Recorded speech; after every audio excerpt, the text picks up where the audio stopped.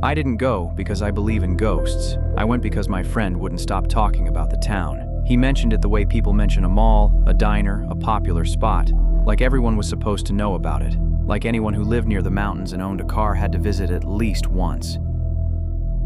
It's not even that far, he told me for the third time that week, leaning against the passenger side window while I filled up the tank. Old mining town, abandoned. Their stuff is still there, tools, all that kind of thing. And people say it's haunted. I grimaced. What kind of ghosts? Miners with pickaxes? He grinned like I'd already taken the bait. Exactly. He was the kind of guy who could talk you into anything without even trying very hard. He decided something would be fun, and suddenly you didn't want to be the killjoy. Honestly, it had been a rough month. Too much time behind a computer, too many nights falling asleep with my phone in my hand, the usual modern routine. Spending a day in the mountains sounded like a good reset. So on Saturday morning, we met up, grabbed coffee, and hit the road. The last stretch was a gravel road with patches of snow still hiding in the shade, even though spring had already arrived. The kind of road that rattles your whole car. The kind of place where, after passing a rusted "no service" sign, you start mentally calculating how far away you are from cell reception. My friend had the coordinates on his phone, but when the signal disappeared completely, he didn't even blink. He pulled a paper map out of the glove compartment like it was still 2009. "See?" he said, tapping it with his finger. "We're basically there." The ghost town wasn't marked with a sign. There was just an opening in the trees where the road widened into a flat, rocky clearing, like an old parking area the forest had slowly reclaimed. You could already see the town from there. Low outlines of buildings half swallowed by brush, collapsed roofs, the dull corner of a corrugated metal structure, a row of poles that once carried electricity. It didn't look haunted. It looked forgotten.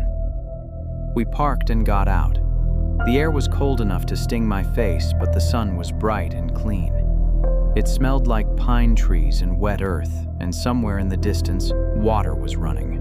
My friend could barely stay still, excited like we'd just arrived at an amusement park. "You ready?" he asked.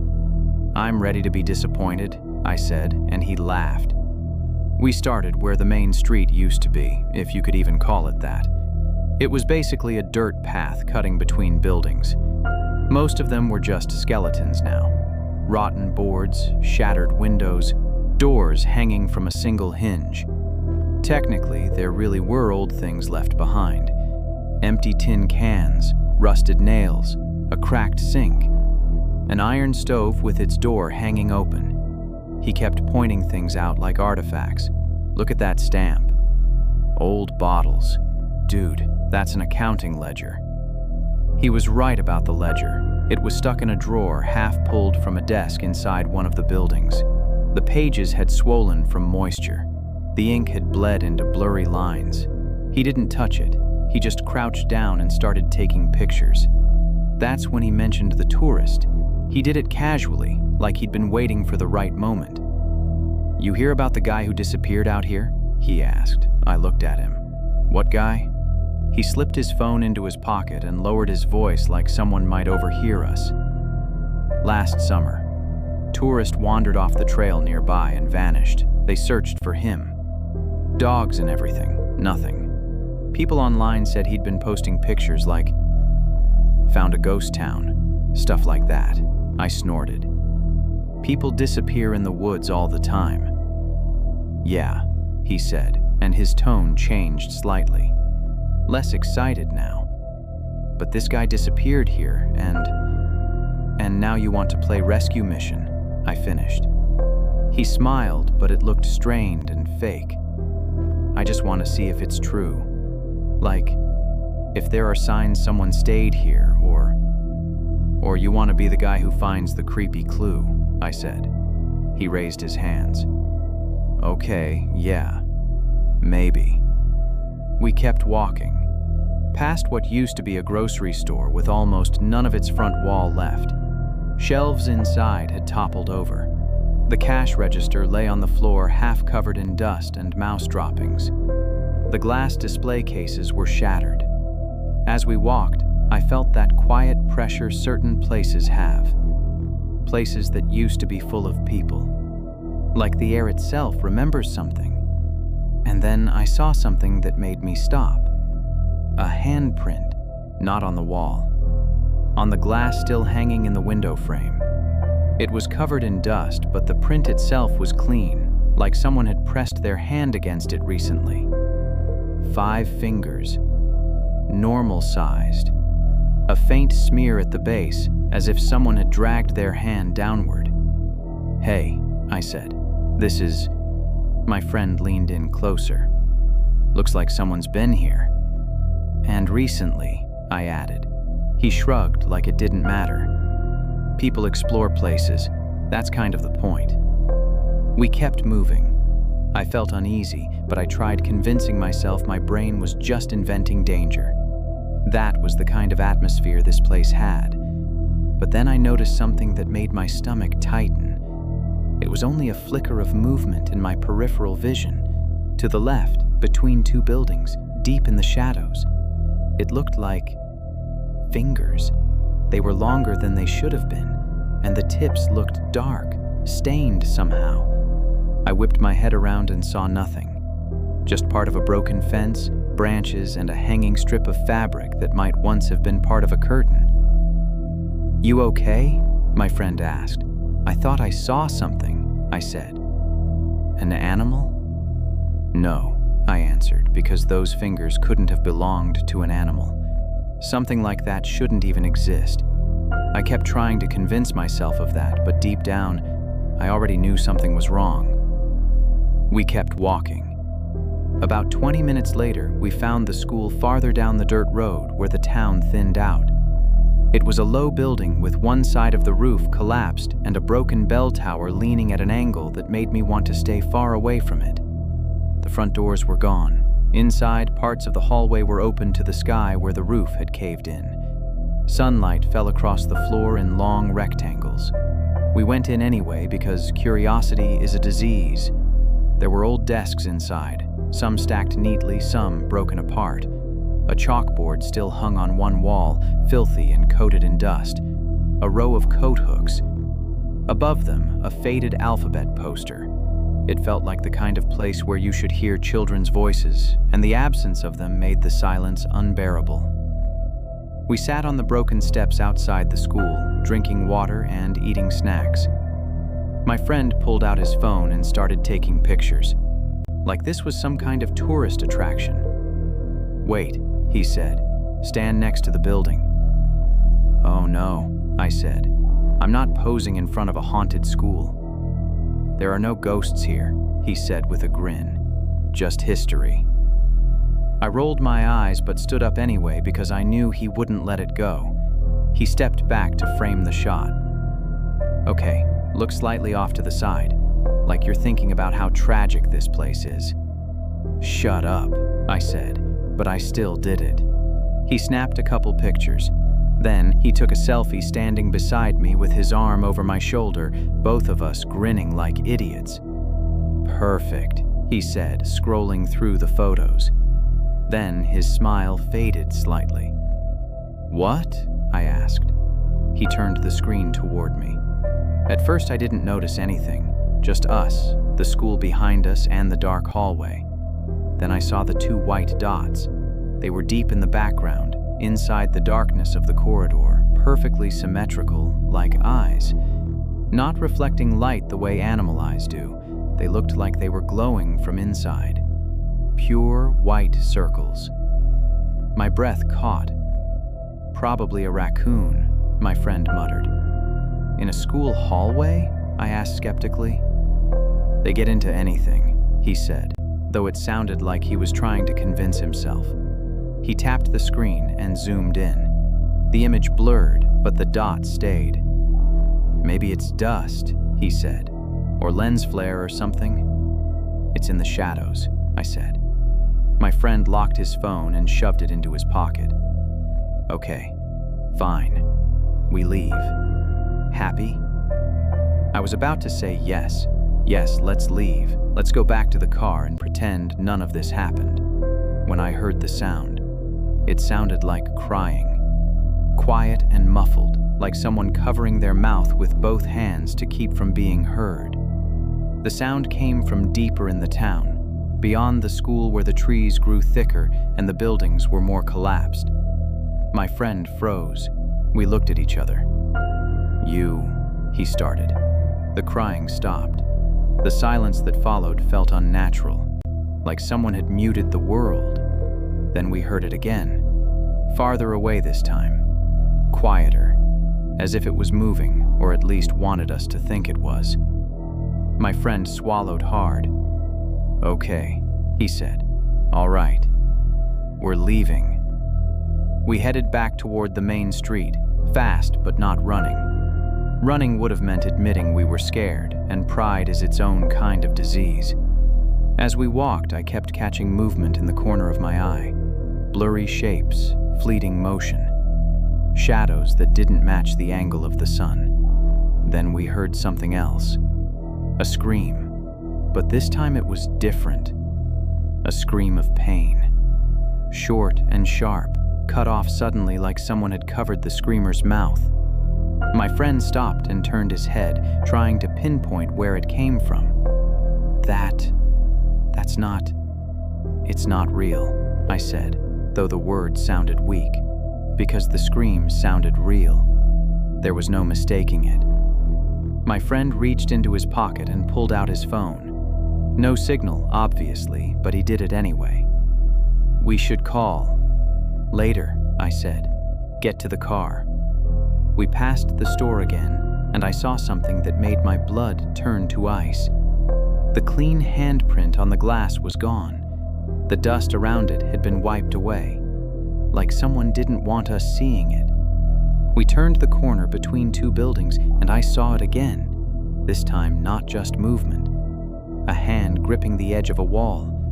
Long knuckles, pale skin, almost gray in the shade. And the nails, they looked like claws. Not sharp like a cat's. Thick and cracked, dark at the tips like dried blood. I only saw it for a second. Then it pulled back. I stopped so suddenly my friend nearly crashed into me. "Did you see that?" He stared at me with wide eyes. "Yeah." That was all he said. After that, neither of us spoke again. We just walked faster, even though every part of my body wanted to explode into a sprint. The crying started again behind us. It wasn't getting louder, but it wasn't fading either, like whatever was crying was following us. We passed the school again, and against my better judgment, I glanced into the hallway. The white dots were gone. The hallway looked darker than it should have at that hour, like all the light had been drained out of it. I caught a faint sour smell, like wet coins or spoiled meat. My friend whispered, "Don't look." We kept moving. Then a new silence settled over the town, like even the wind had stopped slipping through the cracks in the buildings. The quiet pressed so hard against my ears they started ringing. And then I heard footsteps behind us. Not human footsteps. Not boots on gravel. More like something dragging itself across the ground, then stopping, like it was listening. My friend's breathing quickened. He glanced over his shoulder and his whole body tensed. "Don't," I whispered. "I need to know." He whispered back. He looked again. Whatever he saw drained all the color from his face. He didn't scream. He didn't curse. He just whispered, "Oh my God." Then he ran. He took off at full speed, and I followed before my brain could even process it. Because when the person beside you runs like that, survival instinct doesn't ask questions. We sprinted toward the roadside clearing where the car was parked. The path wasn't straight. We had to weave between buildings, bushes, and fallen beams. Behind us came a sound I can't describe without feeling sick. It wasn't crying anymore. It was something imitating crying, like it had learned the shape of the sound but not the meaning. It turned into this wet, broken noise with short, sharp pauses that almost sounded like laughter. Then came the scream. The kind of shriek you hear in horror movies and roll your eyes at because it feels cheap. In real life, it isn't cheap. It's real. My foot caught on a root and I stumbled, barely managing to stay upright. My friend was about 15 feet ahead of me, glancing backward while running blindly. "Don't look," I shouted. He looked anyway, and that's when it lunged at him. It didn't move like an animal. It didn't move like a person. It burst from the gap between the buildings like a shadow and moved with horrifying smoothness, as if it didn't have to obey the same laws of physics we did. My friend hit the ground sideways and rolled, clawing desperately at the dirt, trying to stop himself. Then he screamed, one sharp, piercing scream. I ran toward him even though deep down I already knew I was too late. And for the first time, I saw the thing clearly. It looked like a starving deer. There was no fur. Its skin stretched tightly over its bones, pale gray like old ash. Its spine and ribs jutted out so sharply, it looked as though it had been starving for years. Its legs were long and twisted, as if the bones had once broken and healed incorrectly, and its hooves, if they even were hooves, were split and cracked, like they had been forced into shape. The worst part was the head. At a glance, it resembled a deer's, but the face was wrong. The muzzle looked peeled back too far, exposing too much bone. Its mouth opened wider than it should have, packed with jagged, uneven teeth like shards of glass shoved into bleeding gums. And the eyes. Not animal eyes. Those two white dots from the photograph weren't reflections. They were its eyes, empty and glowing like silver coins. It looked at me for several long seconds, as if it was deciding whether I was worth the effort. I screamed at it. I don't even remember what I yelled. Something meaningless. It didn't even flinch. Its head snapped toward my friend who was trying to crawl backward across the dirt. Then it moved again. One fast step. A blur of pale limbs. My friend's scream turned into a shriek of pain, then cut off abruptly. I saw his legs kick once, then again, then silence. I stood frozen, my mind refusing to accept that the person I'd eaten breakfast with barely an hour earlier could just disappear that suddenly, that completely. The creature turned its head toward me. It tilted slightly, almost curious, and I ran. I ran so hard my lungs felt like they were burning alive. I ran toward the roadside, toward the car, toward anything that would put distance between me and the thing behind me. Something struck my back. It wasn't a full hit, just the tips of claws dragging across me, almost experimentally, as if testing how deeply they could cut. Pain exploded across my shoulder blades, burning, tearing pain. My breath vanished and my vision blurred. I stumbled, but didn't fall. I kept running. I heard the creature moving behind me. The sound wasn't like hooves, it sounded like wet wood cracking. I reached the pull-off and saw the car exactly where we'd left it. Sunlight reflected off the windshield, and for one impossible moment it felt like none of this had happened. Like we'd just made up some stupid, scary story while exploring an old mining town, and later we'd laugh about it on the drive home. With shaking hands, I fumbled for my keys, hit the unlock button. The car beeped. I yanked the driver's door open and threw myself inside. My friend's seat was empty, and the realization hit me so hard it stole my breath. I slammed the door shut, shoved the key into the ignition, and turned it. The engine coughed like it resented being awakened, but finally started. I threw the car into reverse without even looking, gravel spraying everywhere. For one horrifying second, the tires spun uselessly. Then the car lurched backward. As I turned around, I looked up. The creature stood at the edge of the clearing, half hidden among the trees. It wasn't trying to attack. It showed no sign of fear. It was watching. Its ribs rose and fell slowly, like it had all the time in the world. Like it could simply wait for me to make a mistake. Like distance didn't matter nearly as much as humans believed. Then it opened its mouth. And this time, the sound wasn't a shriek. It was a sob. A perfect sob. Human. The same broken crying I'd heard earlier, perfectly rehearsed. I slammed my foot onto the gas so hard my leg cramped. The car shot forward, bouncing violently across the gravel road. I didn't care what it was doing to the suspension. Every jolt sent agony through my back, and when I touched my shirt during the first straight stretch of road, my fingers came away, bloody. I drove until I got cell service again, only then realizing I'd been holding my breath the entire time. The second 3 bars appeared on my phone. I pulled over and dialed 911 with trembling fingers. When the operator answered, my voice sounded wrong. Too high, too panicked. I told them where I was. I told them my friend was gone. I told them something had attacked us, and I knew how insane it sounded, but I didn't care anymore. They asked what the attacker looked like. I said, like a deer, and immediately hated myself for saying it because it sounded insane. Then I added, no fur. Gray skin, wrong mouth. Eyes like headlights. I heard the shift in the operator's breathing. That moment when someone is trying to stay professional while thinking, what? They told me officers were already on the way. Search and rescue, too. I sat on the side of the road shaking, my shirt wet with blood against my back, staring at the tree line, terrified I'd see movement in the shadows.